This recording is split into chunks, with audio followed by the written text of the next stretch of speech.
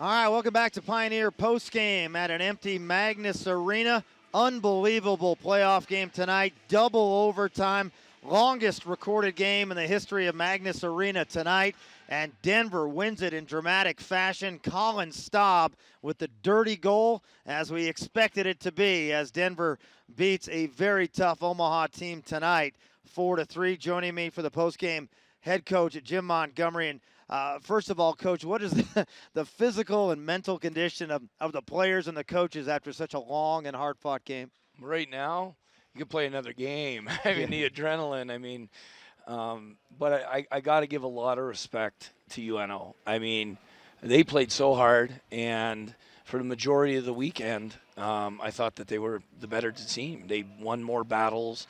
They had better, puck possession time than we did. And my hat goes off to Dean Blaze. I got an incredible amount of respect for him. 2 national championships, a World Junior Championship. And, his teams play the right way, and that's why it was such an exciting game. Yeah. And really for the difference for Omaha tonight was on the special teams. They get that 5-on-3 goal. They get a shorthanded goal from Ortega from a nearly impossible angle. And then they get a power play goal of their own. And it was the first time in a long time that you really saw Gensel and Ortega, I think, play as well as they had earlier in the year, where they really dominated some shifts. Yeah, I mean, it's hard to neutralize great players for 6 games. And you saw them break out a little bit last night, so I was worried tonight, and they were really good. I mean, Gensel's an All-American, and Ortega's pretty close. I know he scores every game-winning goal they ever have. Yeah, I mean, just incredible clutch players, and what a game tonight, again, in a very difficult environment for Tanner Gillette. I mean, he had to fight through a lot of screens, a lot of rebounds that came off of him, and somehow he kept the Pioneers in this game till you could finally get it going.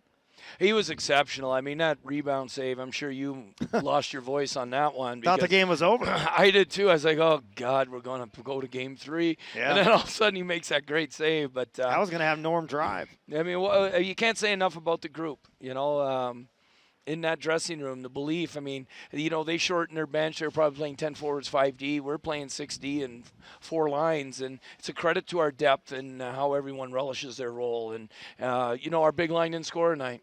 The other guys got it done. Yeah, I mean, an incredible effort. I mean, when you're up 2-0, it really appeared like you were going to take over the game, and Omaha knew their season was over. And then the real big play, the big call tonight was that kneeing call on Grant Arnold for the 5-minute major. He was not ejected from the game, but because of that, they were able to get back in the game with a power play goal and go from there. Yeah, my biggest disappointment was our discipline. We took 4 unnecessary penalties tonight. The only one that was really a smart penalty was Zajac to go down 5-on-3 because he's trying to save a goal. A 5-minute major last year cost us a chance to go to the Frozen Four, and this one was egregious in my mind, and we got to be smarter about controlling our emotions. Grant's a warrior, and he wants to make people pay a price, and that's what he brings to our team besides the great leadership. And, you can't afford to take a penalty like that, because from now on, in a 1-game shot, you don't have time to recover. Yeah, and talking about Nolan Zajac, I mean, 2 incredible passes, 2 beautiful feeds to set up the first 2 goals where he goes down low, and almost identical plays, just sends it right across the low slot for essentially tip-in goals. Nolan Zajac was phenomenal. I mean, he had his head up, his feet were moving, and he was dancing like we've seen him dance a lot in his illustrious career. So it was awesome to see him and Quentin Shore, 2 seniors score that first goal, and then it was just awesome to watch the team get better. As the game went on, we got better.